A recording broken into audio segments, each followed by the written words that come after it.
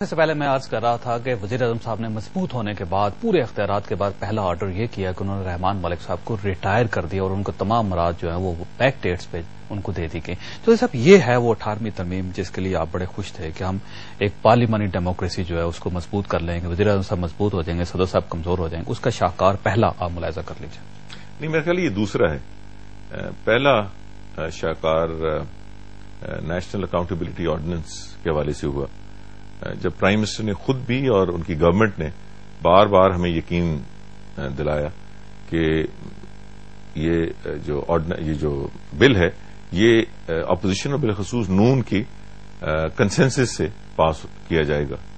مگر 18ویں ترمیم کے پاس ہونے کے ٹھیک 2 دن بعد اس سے پیپلز پارٹی نے اپنی اکثریت کی بنیاد اسٹینڈنگ کمیٹی سے بلڈوز کیا اور اس میں کئی اہم شقیں سرے سے غائب کر دیں. ہمارے سے طے تھا کہ نائب یہ اکاؤنٹیبلٹی کا جو نیا ادارہ بن رہا ہے اس کا چیئرمین سپریم کورٹ کا جج یا ریٹائرڈ جج ہوگا. انہوں نے بیچ میں وکیل کا بھی اضافہ کر دیا. انہوں نے جو فورن اسسٹنس کی جو شق تھی وہ ہماری شدید تفاضات کے باوجود نکال دی, جس میں نے کہا بلڈوز کر دی. کئی اور شقیں جس پہ پہلے فیصلہ اور اتفاق ہو چکا تھا وہ بھی نکال دی گئی. وہ پہلا شاہکار تھا. رحمان ملک صاحب کا دوسرا شاہکار. اچھا یہ بتائیے گا کہ آپ سمجھتے ہیں کہ حکومت کمپیٹنٹ ہے اور یہ اگر 3 سال مزید ان کو دے دیے جائیں تو یہ پاکستان کو مسائل سے نکال دیں گے, پاکستان جنت بن جائے گا اور سارے مسائل عوام کے حل ہو جائیں گے؟ آپ سمجھتے ہیں جو شدید ترین مشکلات ہیں اس ملک کو یہ تو ہم دور دور تک توقع نہیں کر سکتے کہ اس حکومت میں وہ کیپیسٹی ہے یا نیک نیتی ہے کہ وہ ملک کو اس مشکل ترین حالات سے نکالے. میرا خیال ہے پچھلے 2 سال کا ریکارڈ اس بات کی عکاسی کر رہا ہے کہ اس حکومت کو کمٹمنٹ نام کی چیز سرے سے ہے ہی نہیں.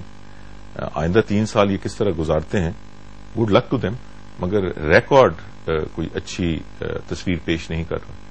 اچھا, آپ یہ اگر سمجھتے ہیں کہ یہ کمپیٹنٹ میں نہیں اور ان کی نیت بھی اچھی نہیں تو آپ سپورٹ کیوں کر رہے ہیں ان کو؟ آپ سامنے ہیں, عوام کی قیادت سنبھالیں.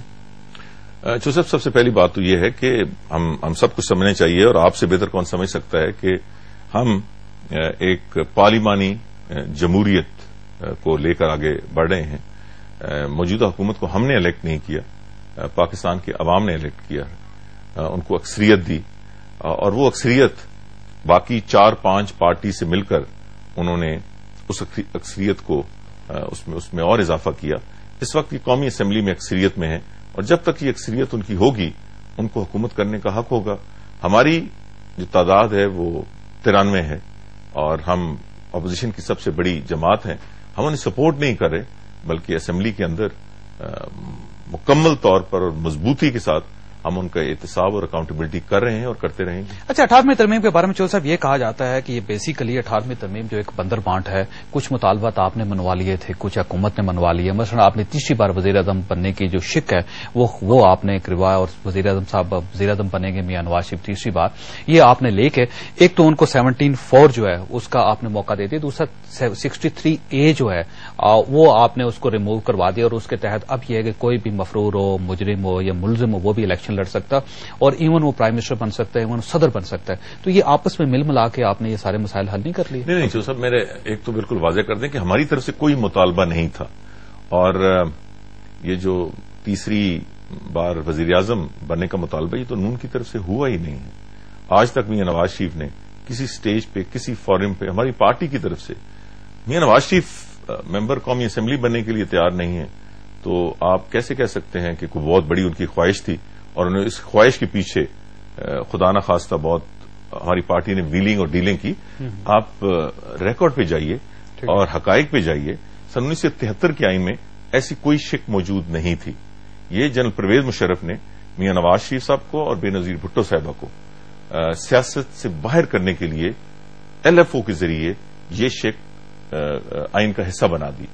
اب 73 کا آئین بحال ہوا ہے تو خود بخود وہ شک ختم ہو گئی ہے. لیکن 73 کا آئین اگر بحال ہوا ہے تو خواتین کی نشستیں جو ہیں وہ تو آپ نے چینج نہیں کی. بے شمار ایسی چیزیں ہیں جو آپ نے نہیں چھیڑی جو پرویز مشرف نے اس آئین میں شامل کی تھی. یعنی جو آپ کو سوٹ کرتی تھی وہ تو آپ نے اسی طرح رہنے دی, اور جس کو آپ سمجھتے تھے کہ آپ کو نقصان ہو سکتا ہے اس کو آپ نے نکال دیا. نہیں جو سب دیکھیں, خواہ خواتین کی سیٹیں ہیں, خواہ اسمبلی کی ووٹرز کی عمر, جی کانسٹیچوئنسیز ہیں, اگر وہ سارے ہم انڈو کرتے تو یہ تو نظام درم برم ہو جاتا. ہمیں پھر سے الیکشن کرانے پڑتے. پچھلے جو چند سال سے ایک سسٹم بلڈ اپ ہوا ہے وہ سارا انریول ہو جاتا. ان ساری چیزوں میں کسی ایک پارٹی کا یا کسی ایک شخص کا کوئی ذاتی مفاد نہیں تھا, یہ سسٹم کی کنٹینیوٹی تھی, اور اس میں کسی کو نا اتفاق یا اختلاف بھی نہیں تھا. تو وہ تو قبول ہو گیا, وہ تو سب کے لیے قابل قبول تھا, اور اس کو ہم لے کے آگے چلے. آفٹر آل ایک اسمبلی ہے, اس میں جو ممبران ہیں وہ اسی کے ذریعے آج ایوان میں بیٹھے ہیں.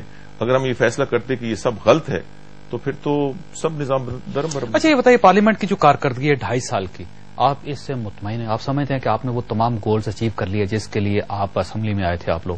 نہیں, دور دور تک اچیو نہیں کیے, بلکہ میں تو یہ اسمبلی میں کئی دفعہ کہہ چکا ہوں کہ پارلیمنٹ کا رول بدقسمتی سے ڈی جنریٹ ہوا ہے, اور پچھلے 25 سالوں میں ڈی جنریٹ ہوا ہے. اور یہ موجودہ اسمبلی, اس سے تو عوام کی بہت زیادہ توقعات تھیں, اور میں یہ اسمبلی میں یہ بھی کہہ چکا ہوں کہ خدا را اسے ربر سٹیمپ نہ بنائیے. بالآخر یہ حکومت وقت کی ذمہ داری اور کام ہوتا ہے کہ وہ پارلیمنٹ کو کتنا مؤثر رول دینا چاہتی ہے. بدقسمتی سے پچھلے 2 سالوں میں پارلیمنٹ کو وہ رول نہیں ملا.